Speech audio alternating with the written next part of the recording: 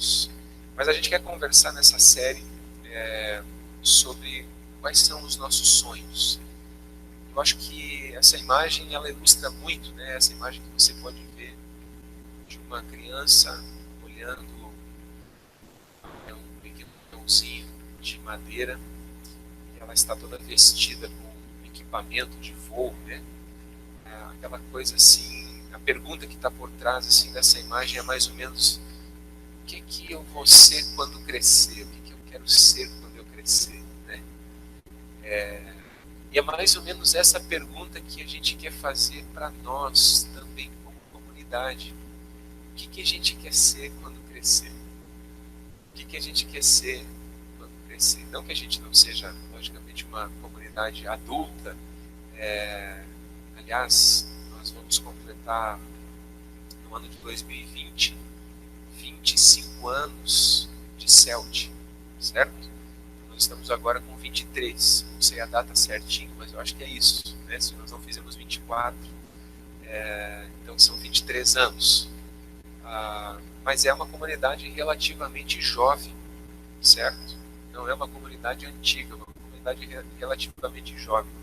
E a gente veio trabalhando, especialmente agora, concentradamente nesse ano, já no final do ano passado, desde a metade do ano passado, a gente vem trabalhando na questão do planejamento da comunidade, sonhando com coisas para o futuro, justamente fazendo essa pergunta para nós mesmos: quem nós queremos ser, quem nós somos, o que somos e quem nós queremos ser e onde nós queremos chegar.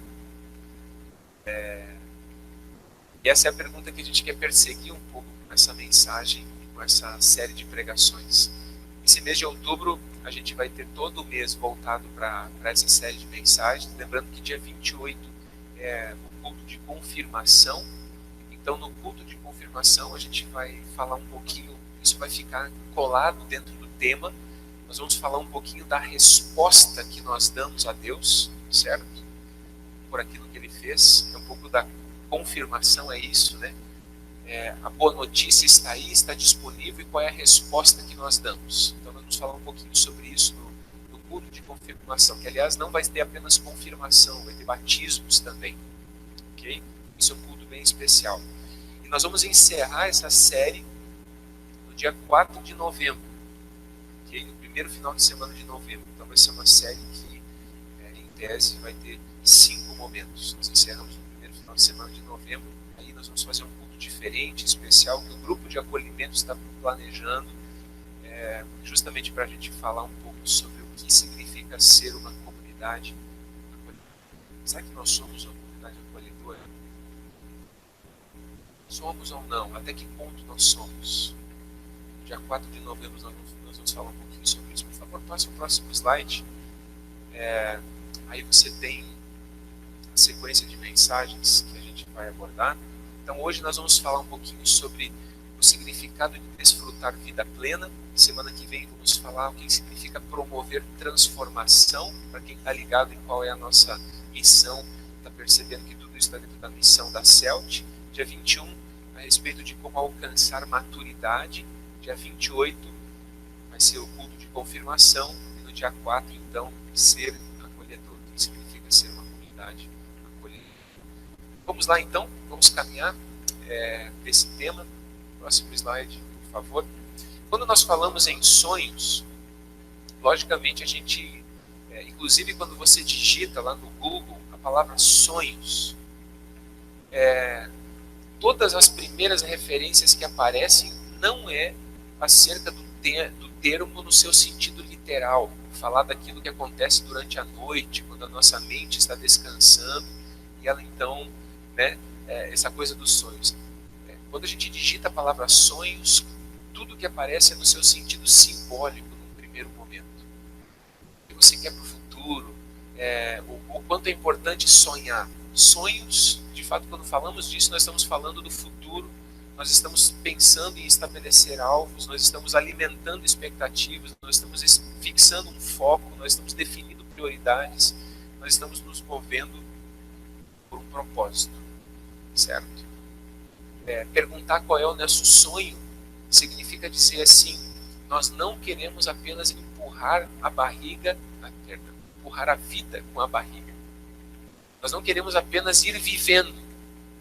Nós não queremos simplesmente viver e não saber por que vivemos. Nós temos sonhos, nós sabemos aonde nós queremos chegar.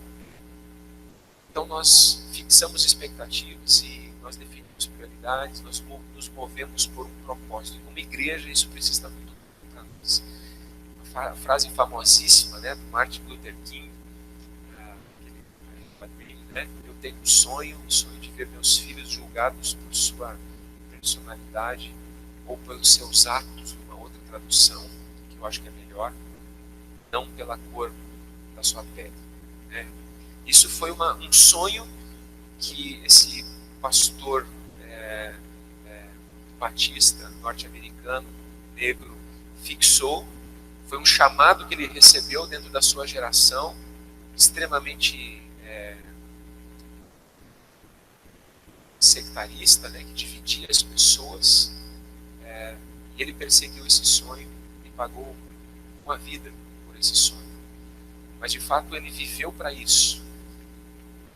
Pelo que nós estamos dispostos a nos sacrificar? Essa é outra pergunta que está por trás quando nós estamos falando dos nossos sonhos como igreja. Pelo que é que nós estamos dispostos a nos sacrificar?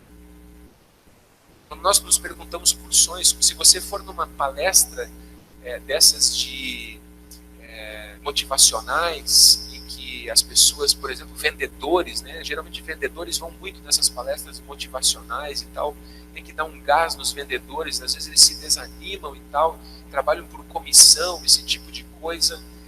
E eu já fui em palestras assim, não que seja vendedor de alguma coisa, mas alguém está dizendo que eu, de certa forma, eu também sou. Ok. Mas já fui em palestras assim e ouvi expressões do tipo que todo mundo pode alcançar os seus sonhos, se estiver disposto a pagar o preço que o seu sonho custa. Minha grande crítica nessas palestras, óbvio, né, era um cristão sentado num monte de gente que estava perseguindo sonhos absolutamente financeiros, que tinham a ver com realização profissional. A minha crítica imediata a todo aquele negócio ali é que esse preço muitas vezes custa para as pessoas não apenas o seu sacrifício pessoal, mas custa os seus filhos, custa o seu casamento, custa a sua saúde, para que o cara possa dizer: agora sim eu comprei o apartamento que eu queria, agora sim eu tenho a casa da praia que eu sonhava. No processo para ter a casa da praia que o cara sonhou, ele perdeu os filhos, ele perdeu família, ele perdeu saúde. E todo o dinheiro que ele tinha, que ele ganhou no processo, todo o sacrifício que ele empenhou, de repente um diagnóstico ruim puxa o tapete dele e tudo que ele tinha não significa mais nada. Mas a pergunta continua válida. Quando você tem um sonho, a pergunta também é: o que é que a gente está disposto a sacrificar, a se empenhar por esse sonho? E a pergunta também é válida quando a gente pensa em sonhos positivos, sonhos que brotam do Evangelho, da Palavra de Deus. O apóstolo Paulo teve um chamado muito específico.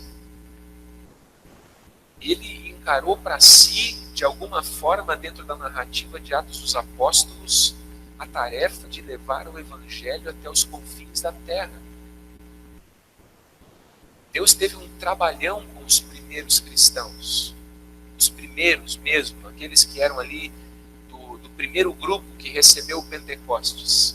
A ordem de Jesus é: sereis minhas testemunhas, recebereis poder e sereis minhas testemunhas, Jerusalém, Judéia, Samaria, até os confins da terra. E de repente eles começam a se sentir confortáveis em Jerusalém.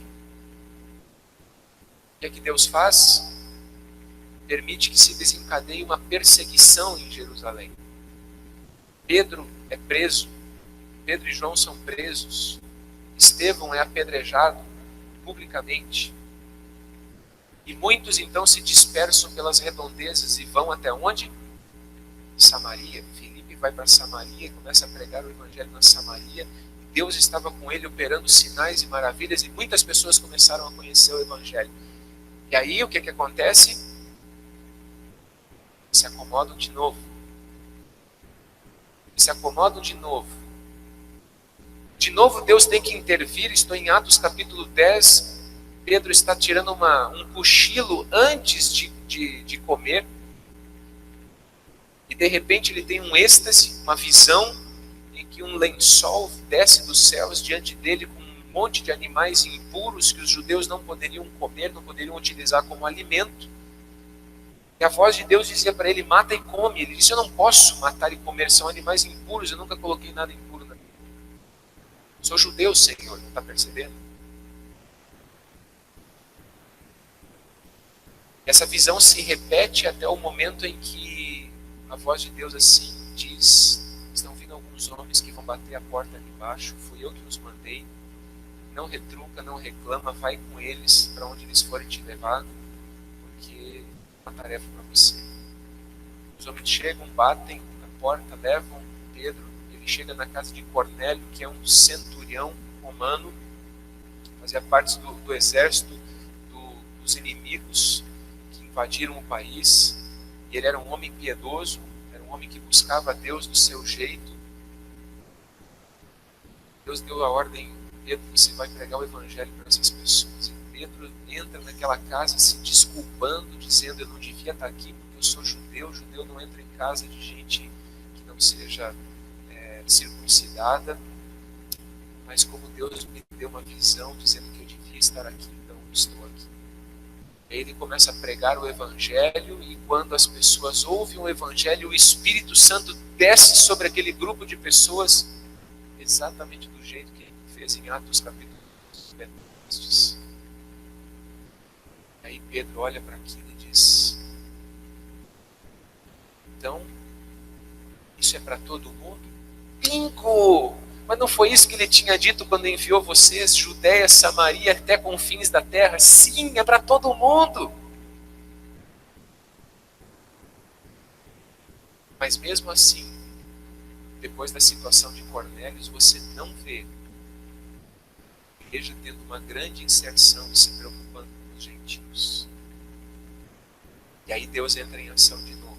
Ele derruba um homem do cavalo. Bom, isso é uma interpretação, porque a gente imagina que ele iria fazer uma viagem dessas a cavalo, mas na verdade o texto só diz que ele caiu ao chão. A gente não sabe se ele estava montado no cavalo. Mas o apóstolo Paulo tem uma visão na estrada em direção a Damasco, para onde ele estava indo para perseguir os cristãos. Se Deus dissesse: se esses caras não vão fazer, eu vou ter que levantar alguém que faça. Se esses caras estão confortáveis e eles querem ficar confortáveis, eu vou ter que levantar pessoas que façam o que eu quero que façam. A tarefa da igreja não é se tornar um clube confortável, onde as pessoas se sentem confortavelmente alimentadas. E que bom! Não foi para isso que eu chamei vocês, não foi para isso que eu tornei vocês minhas testemunhas. Então, se vocês não forem fazer, eu vou ter que levantar pessoas que façam.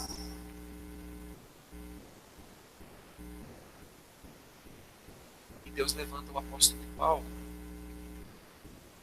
E na nossa linguagem aqui de hoje de manhã, ele dá um sonho para o apóstolo Paulo. O sonho de chegar aos confins da terra.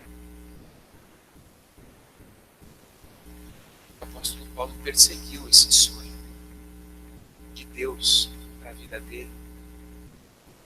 Toda a intensidade da sua alma, considerando a sua própria vida de pouca importância, dizendo, diante de todas as perseguições que ele passou, de todas as limitações, inclusive de comida, de vestimenta, em que em alguns momentos ele passou, de todo o ódio de judeus e não judeus que se voltou contra ele em vários momentos em que ele pregou o Evangelho, disse: eu me sinto constrangido, preciso pregar. A vida, em um determinado momento, ela se resumiu Isso, esse é o meu sonho, essa é a minha missão, esse é o meu trabalho. Portanto, quando a gente fala em sonhos aqui, não se trata assim de um sonho colorido que a gente estabeleceu lá para frente. Se trata de um sonho, uma pergunta se de fato a gente acredita nesse sonho e se a gente está disposto a se sacrificar por esse sonho. E perseguir um sonho, olhar para o alvo como igreja, significa sair de situações nas quais nós já estamos habituados, nas quais nós já nos sentimos confortáveis, em que a gente olha e diz, está bom assim, para que mexer? Qual é o problema? Qual era o problema daquela igreja maravilhosa de Atos capítulo 3, que se reunia de casa em casa, partia o pão, se mantinha firme na doutrina dos apóstolos, e dia após dia o Senhor ia acrescentando pessoas na jornada. Qual era o problema daquela igreja? O problema era que a tarefa deles era maior do que aquela.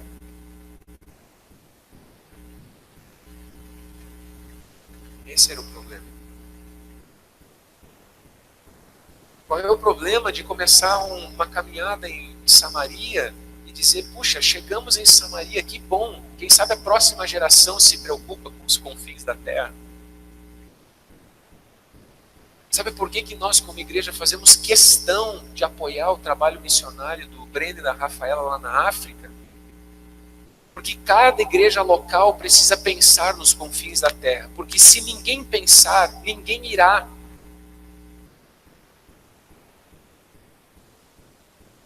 É por isso que a gente tem que se ocupar com essas coisas.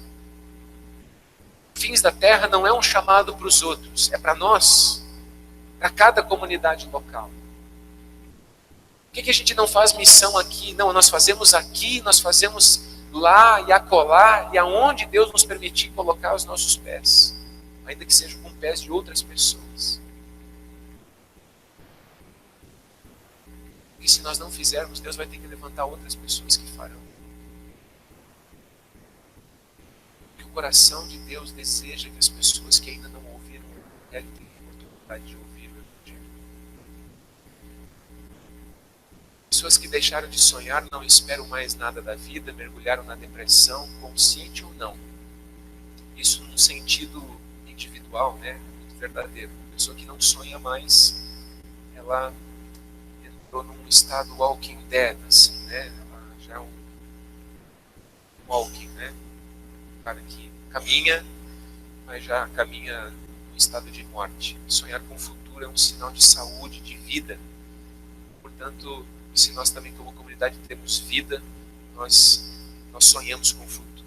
Mas quais são então os nossos sonhos? Qual é a motivação para eles? E é sobre isso que a gente quer falar. Eu quero começar hoje, então, falando de um primeiro tema, falando sobre o nosso primeiro sonho que estamos arrolando aqui, que é o sonho vida plena.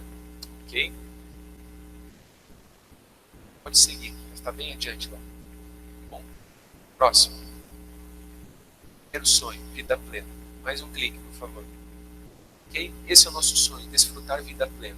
Eu quero fazer isso a partir de um texto bíblico que está no Evangelho de João, no capítulo 10.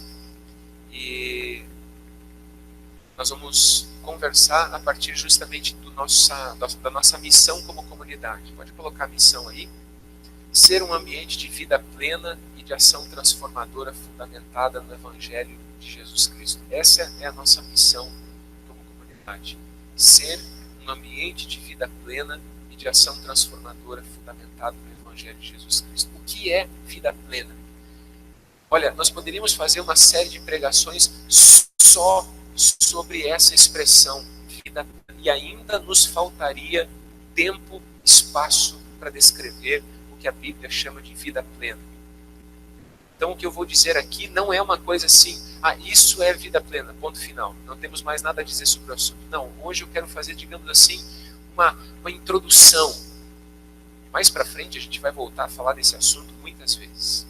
Mas eu quero fazer uma introdução a partir de João capítulo 10. Por favor, coloque o texto lá. O que é a vida plena? É a realização de todos os desejos, é reconhecimento, é abundância de bens, é longevidade, saúde, são relacionamentos significativos. O que é a vida plena? É sucesso? O que mais? É poder? É prazer? O que é a vida plena? Em João 10, de 9 a 18, nós lemos assim: Eu sou a porta. Jesus quem está falando. Quem entra por mim será salvo. Entrará e sairá e encontrará pastagem. O ladrão vem apenas para furtar, matar e destruir. Eu vim para que tenham vida e a tenham plenamente. É daqui que vem a expressão vida plena ou vida abundante, como diz a versão de alguém. Eu vim para que tenham vida e a tenham plenamente.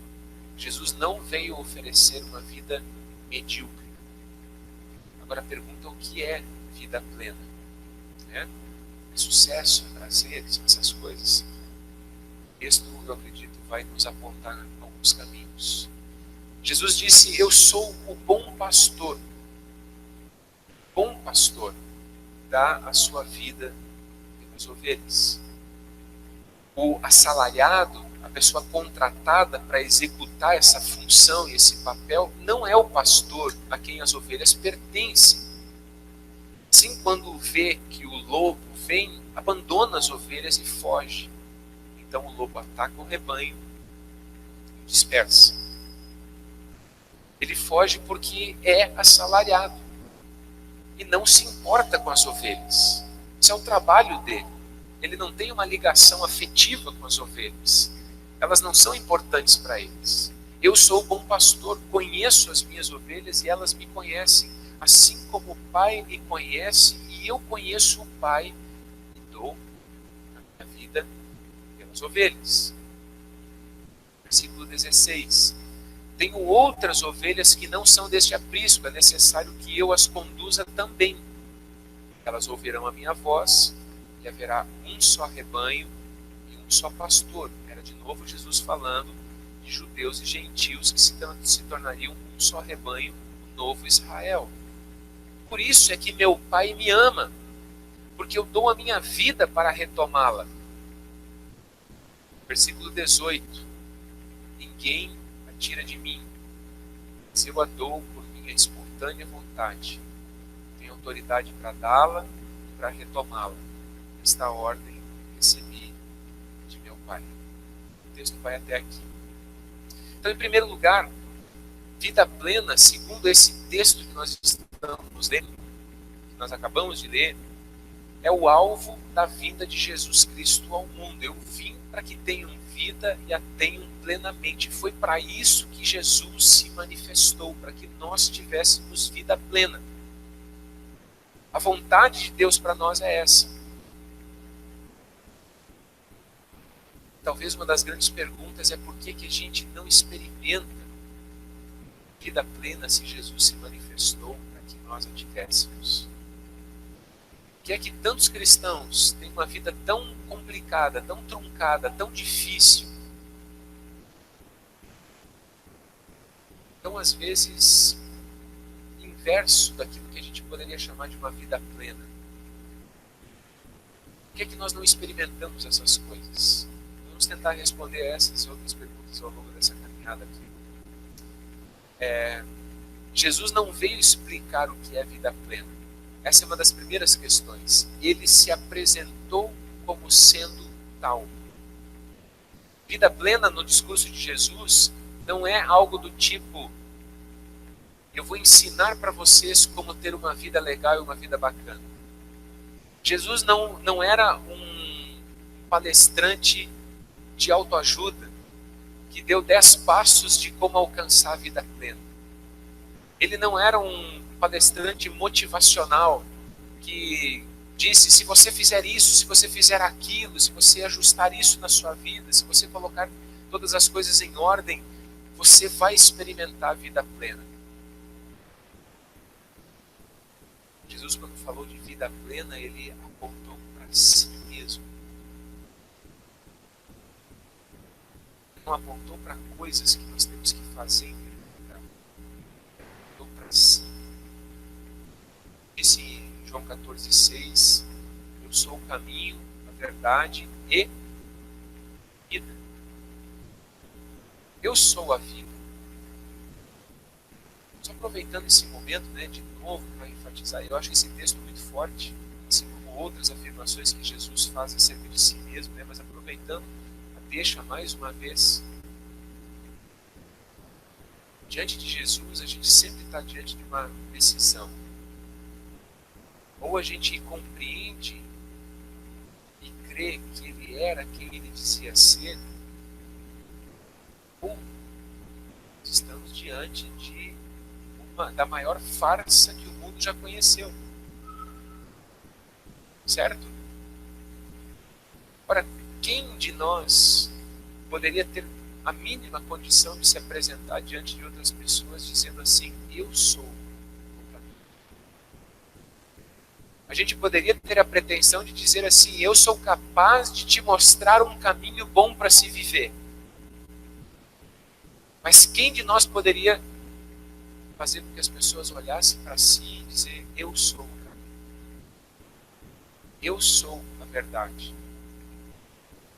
Eu sou a vida.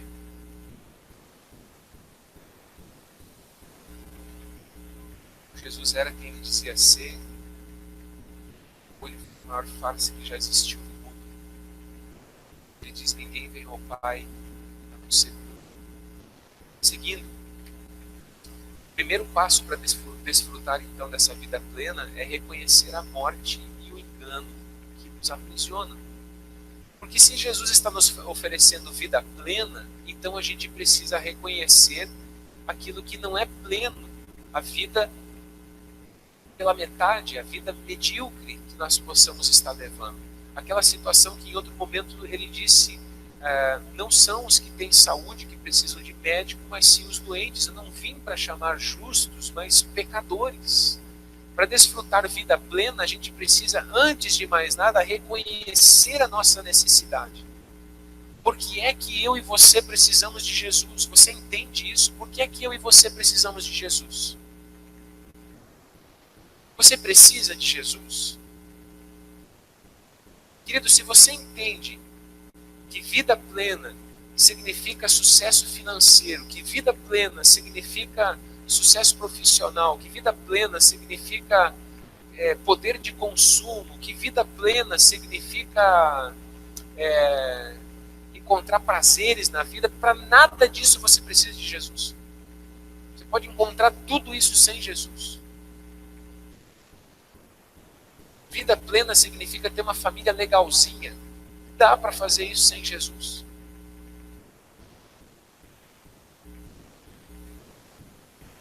Você está entendendo o que eu estou dizendo? Se o teu conceito de vida plena não for o mesmo conceito acerca do qual Jesus está falando, você não vai conseguir entender o que nós estamos tentando falar sobre vida plena. Você vai continuar entendendo, a vida plena tem a ver com conforto, tem a ver com uma vida tranquila, tem a ver com umas coisas todas em paz, no sentido circunstancial, tudo arrumadinho, tudo sob o meu controle, nada sai do controle da minha mão. Bom, se isso for vida plena, então nós vamos lutar para continuar sendo uma comunidade confortável, em que as pessoas não precisam se mover em direção nenhuma, nós não precisamos se sacrificar em direção ao que o Evangelho chama de vida plena. A gente vai lutar, inclusive dizendo assim, pastor, pega leve, né? Estava tudo tão legal, a gente estava rodando tão joinha assim na comunidade, e agora assim, essas cobranças, essa coisa assim, para que isso? Está tudo certo. Dia após dia o Senhor vai acrescentando aqueles que deixa rolar.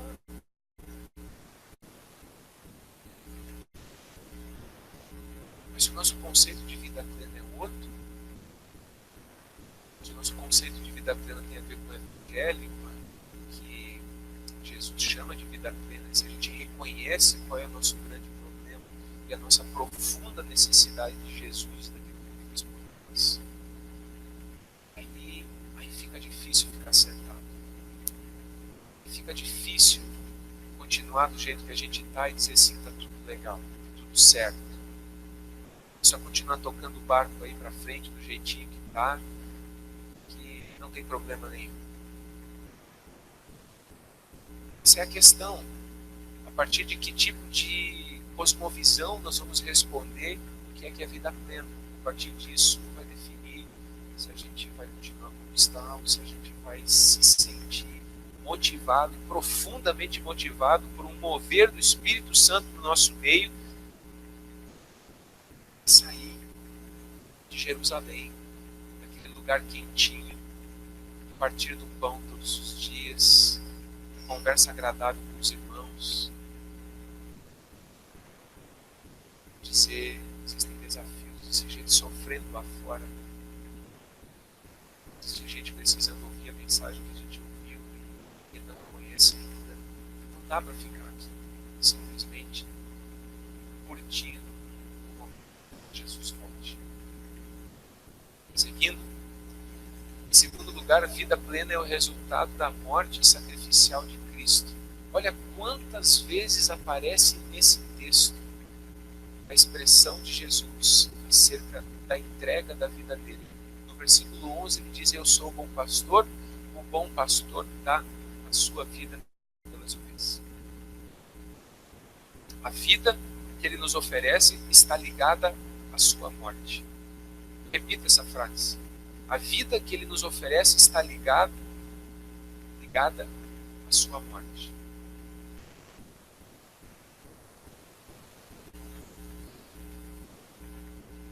Por que é que Jesus teve que morrer por você?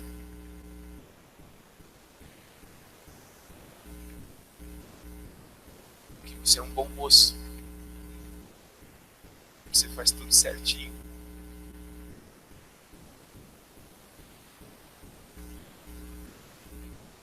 Essa é a questão. Versículo 15b, ele diz, e do seguinte, dentro do texto, versículo 17, por isso é que meu Pai me ama, porque eu dou a minha vida para retomá-la. Veja, em todas essas expressões, eu vou ler o versículo 18 ainda, em todas essas expressões, Jesus está falando que ele dá a sua vida. Um outro texto, ele diz, ninguém a tira de mim. E a morte na cruz não foi um acaso de que as pessoas no final, ele foi traído e o prender. Não, Jesus veio para isso. Ele nasceu para morrer por nós, para que tivéssemos vida plena. Versículo 18, ele diz, ninguém a tira de mim, mas eu a dou por minha espontânea vontade. Ele está se oferecendo como sacrifício, tem autoridade para dá-la e para retomá-la, esta ordem recebi. Vida plena tem a ver com a morte de Jesus na cruz. Se a gente não entende qual é o significado da morte de Jesus na cruz por nós, a gente não vai entender o que Deus está querendo falar conosco acerca de vida plena, porque a gente vai achar que o nosso problema maior na vida é a nossa dor de dente. Nosso problema maior na vida é o fato de que a gente não nasceu com o corpinho da Gisele Bündchen. O nosso grande problema na vida é que a gente não tem uma conta bancária rechonchuda. O nosso grande problema na vida é que esse paizinho sem vergonha vive sempre nessa desgraça, nessa miséria. O nosso grande problema na vida é isso, é aquilo outro. E Deus está dizendo que o nosso grande problema na vida é outro. E que alcançar a vida plena significa tapar os buracos da nossa existência, significa receber uma nova vida. Enquanto a gente está perseguindo a operação tapa-buracos da existência, a gente está compreendendo que vida plena tem a ver com as nossas circunstancialidades materialistas. Mas não é isso que Jesus está dizendo. Em terceiro lugar, vida plena é o resultado de um relacionamento pessoal com Cristo. Veja como são fortes as expressões desse texto. Eu sou o bom pastor, conheço as minhas ovelhas e elas me conhecem.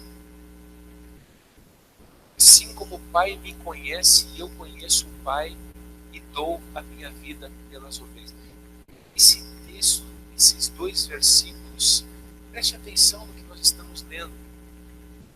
Jesus está dizendo que ele está entrando num relacionamento de intimidade comigo e contigo, a partir da sua morte sacrificial na cruz, que se assemelha ao relacionamento dele com o Pai na Trindade divina.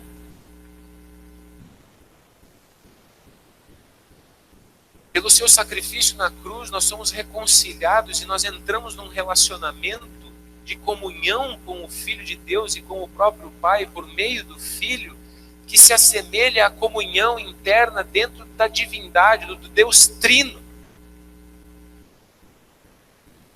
Isso é pouca coisa? Não, isso não é pouca coisa. Isso é extraordinário.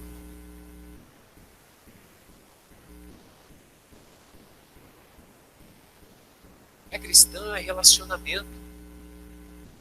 Relacionamento primeiro que é restabelecido com Deus, mas é relacionamento. O tempo todo, quando Jesus fala desse relacionamento, ele vai ensinar os seus discípulos a orar. Os discípulos observam Jesus orando e chegam a ele, Mateus capítulo 6, e diz: Senhor, ensina-nos a orar. Ele então diz: quando vocês forem orar, orem assim.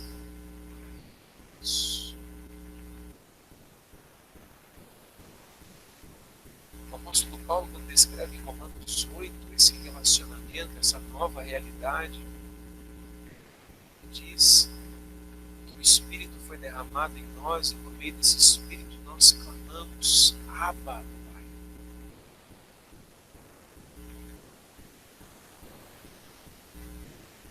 A fé cristã é relacionamento com Deus. A fé cristã não é a aceitação intelectual de uma série de questões doutrinárias. Isso faz parte. Mas fé cristã não é apenas confessar a ortodoxia. Fé cristã não é apenas papagaiar o que a gente entende que a Escritura afirma. Fé cristã é relacionar-se com Deus, e é na medida em que nós nos relacionamos com esse Deus por meio de Jesus Cristo que todas essas outras coisas fazem sentido. Senão as coisas não fazem sentido. Para muita gente entre nós, Deus é um estranho. Deus é um ilustre desconhecido. Nós gostamos da fé cristã, nós achamos bonito, nós achamos interessante. O conceito de ciências da religião talvez seja um pouco melhor do que outras, mas isso e nada são a mesma coisa.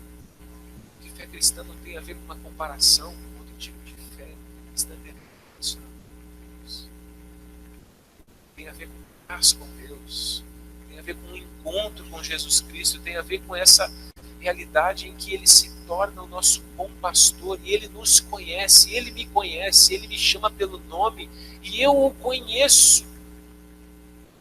Não o conheço porque ouvi falar dele, não o conheço porque me ensinaram acerca dele, eu o conheço porque ele age na minha vida, porque eu tenho uma história com ele, porque em algum momento na minha vida ele entrou na minha história, assim como entrou na história da humanidade, e dividiu a minha história em antes e depois.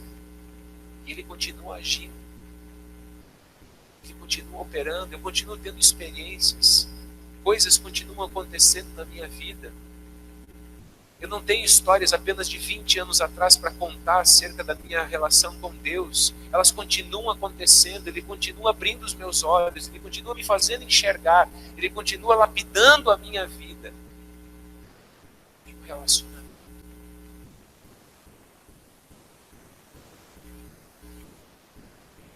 Pessoas, por coisas que de fato não são um bom pastor.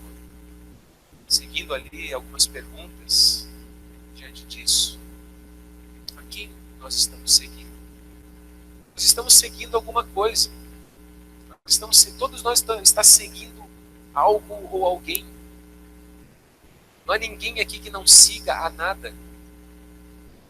Mesmo se você disser, eu sigo o meu próprio coração, você tirou as orientações que você tem no seu coração de algum lugar. Alguma coisa te influenciou, alguma coisa formatou esse teu coração que você segue. Existem conceitos dentro de você que fazem com que você compreenda a vida, interprete a vida. Existe uma cosmovisão construída, consciente ou inconsciente em você, que faz com que você faça o que você faz. Jesus está dizendo, eu sou bom pastor, cuidado, o assalariado, quando vê o lobo se aproximar, ele foge. O estrago é violento. Vida plena tem a ver com isso, com quem você está seguindo. O que baliza a tua vida, o que baliza a tua história, o que constitui a tua cosmovisão, como que você interpreta a vida, o que é que te dá esse chão no qual você caminha. Da onde você retira esses conceitos a partir dos quais você toma decisões na sua vida? Jesus está dizendo, eu sou um bom pastor. Deixa eu te guiar. E por que eu deixaria ele me guiar? Ora, por uma razão simples, porque ele deu a sua vida por mim, ele me ama mais do que qualquer outro. Não sei se meu pai faria isso por mim, não sei se a minha mãe faria isso por mim, ele fez.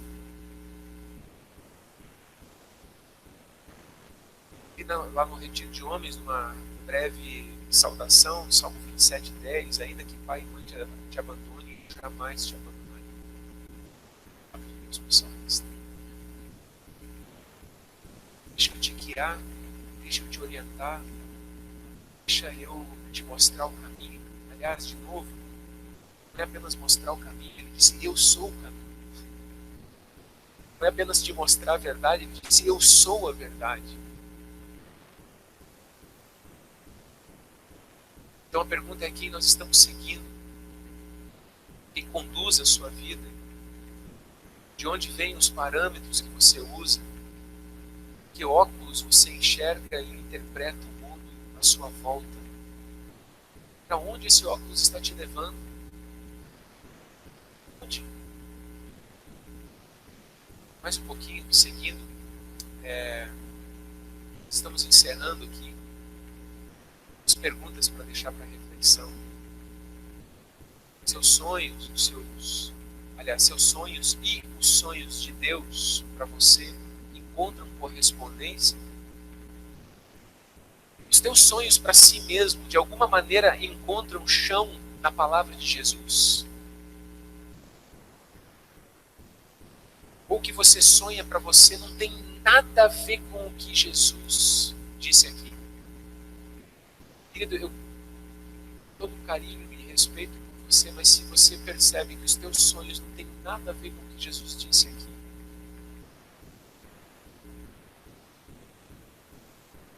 você está servindo a ídolos.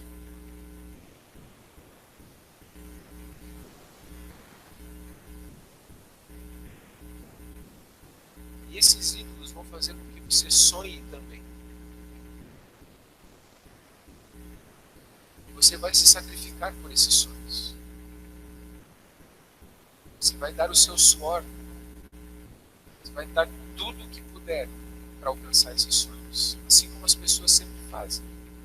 Eles lutam desesperadamente todos os dias para alcançar seus sonhos. O grande problema é que quando nós estamos servindo ídolos, no final do processo, a gente se dá conta de que mesmo tendo alcançado o sonho, a gente ainda continua sem nada. É só esse o problema.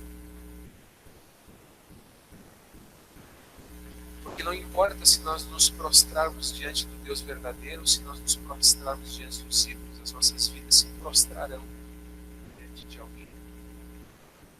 Nós vamos dar o nosso melhor para alguém, para algo.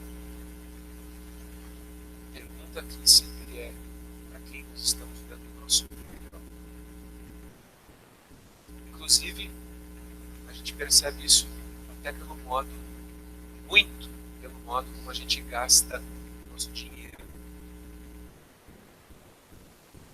A gente paga por aquilo que a gente acredita que tem valor na vida da gente. A gente investe naquilo que a gente acredita que tem valor na vida da gente. verdade? Será que isso explica os números da comunidade?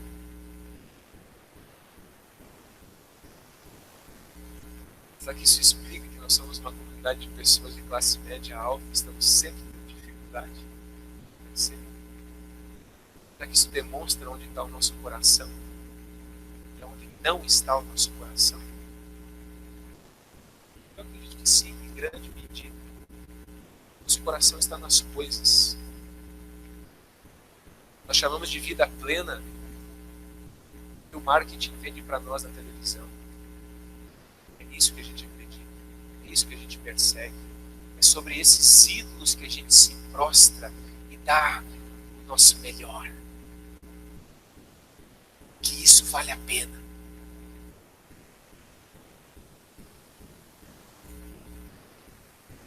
Mas isso não é ser cristão.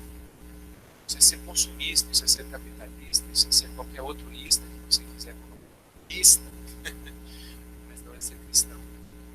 Em segundo lugar, letra B, a pergunta fica: perceba, nós não estamos perguntando se você sabe conceituar vida plena, mas se você está desfrutando vida plena.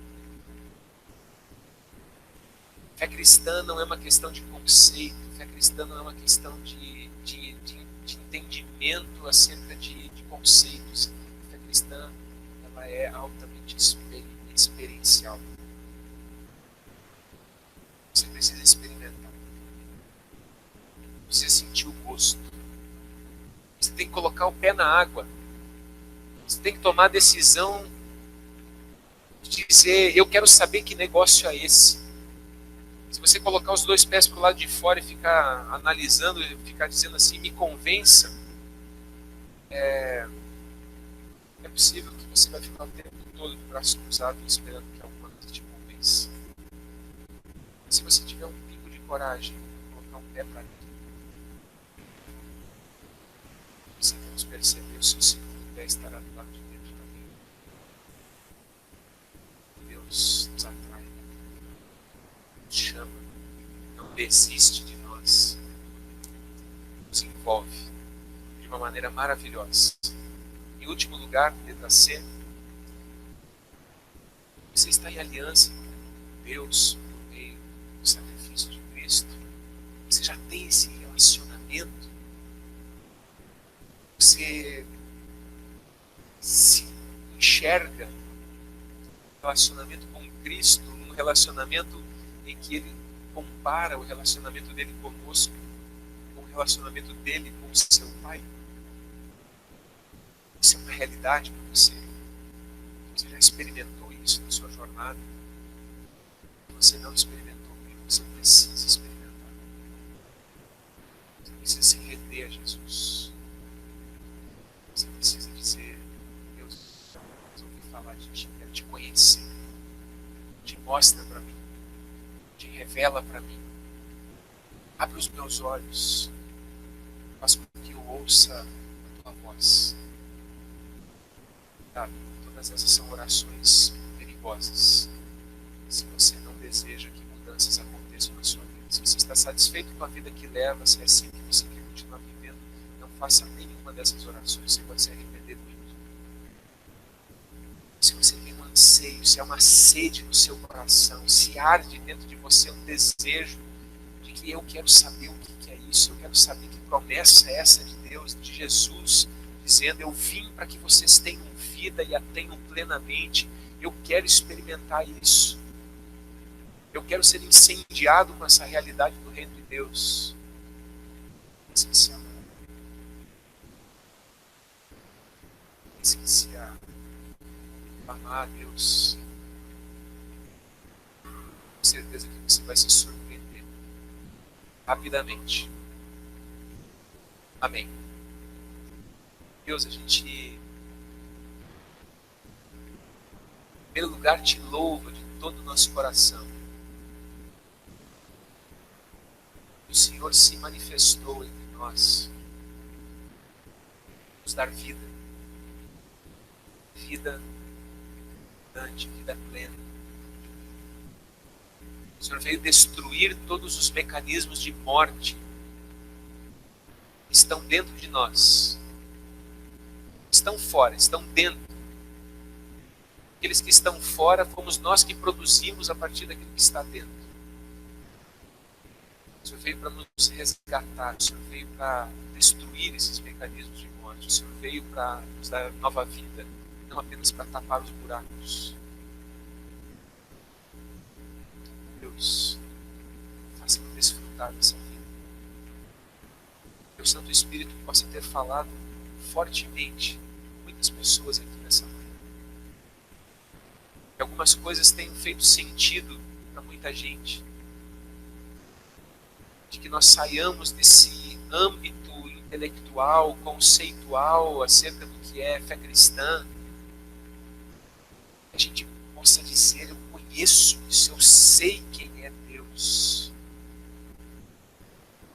Reconciliado com Ele por meio do sacrifício do seu Filho na cruz do Calvário.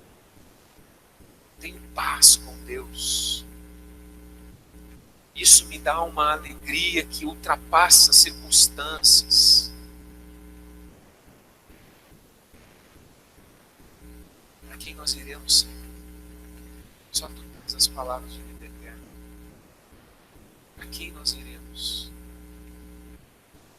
Meu Deus, nesse dia nós também queremos interceder e orar pela nossa nação, nosso país. Orar a Deus muitas incertezas no nosso coração. Não sabemos o que essa eleição nos trará. Não temos certeza acerca de quem governará o nosso país. Não sabemos como será possível esse futuro.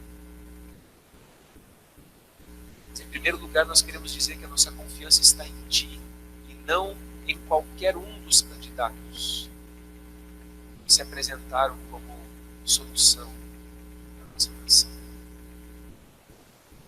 A partir da Tua palavra, nós como cristãos relativizamos a qualquer um deles e qualquer um dos projetos deles. Que nenhum deles é capaz de fazer o que nós sonhamos que aconteça no país. Por isso nós queremos orar, Senhor Deus, independentemente do que essas eleições nos trouxerem. Que o Senhor abençoe a nossa nação. Que o Senhor abençoe as pessoas. Que o Senhor abençoe os líderes que forem eleitos, de presidente e até deputados estaduais. Que possam ter em mente de que essa é uma função de serviço,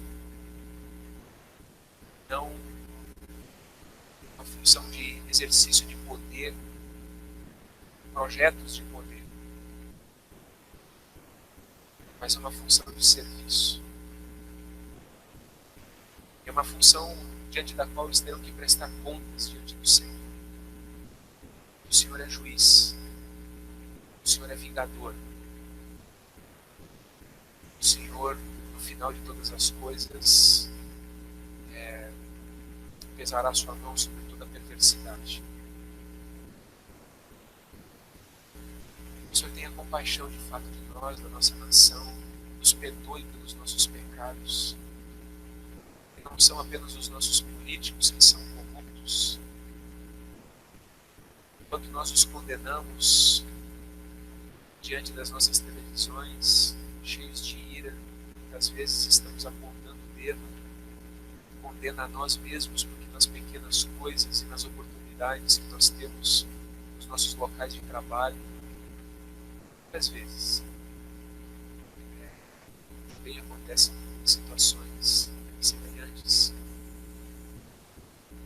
Por isso nós oramos pela nossa nação como um todo, para que nós experimentemos uma renovação de mentalidade, de cultura, de comportamentos, em que as pessoas pensem na coletividade, não apenas em si mesmas. Que a gente tenha um olhar no próximo, daquilo que é bom para todas as pessoas, e não apenas para os interesses de um ou outro pequeno grupo. Ajuda-nos, ó Deus. Sê conosco. Que o nosso coração descanse no fato de que o Senhor Deus. De que ainda que a gente venha experimentar dificuldades ou tempos difíceis, o Senhor nunca perdeu o controle da história em momento algum. Que a nossa confiança esteja sempre em Ti, acima de tudo. Que não nos isenta de podermos sim ter opiniões, de poder falar do que pensamos e ter posicionamentos. Nós oramos também para que esses posicionamentos não se tornem tão passionais, que a gente se torne absolutamente surdos para ouvir uns aos outros. Que eles não se tornem tão absolutos, mais absolutos do que o próprio Evangelho, talvez, que a gente não consiga mais acolher e aceitar pessoas que pensam diferente da gente. De novo, eu oro, Senhor Deus, para que a gente, pela fé, pela nossa convicção como cristãos, de antemão, independente das posições que nós temos, que essa seja uma posição política sempre relativa. Nossa fé não está nisso. Nosso absoluto não é esse. E assim a gente possa amar, acolher pessoas que são diferentes das nossas. Que a gente não se torne irado, iracundo, odioso. Transformemos essas questões num campo de batalha. Assim nós oramos, assim nós te pedimos. Em nome de Jesus. Amém.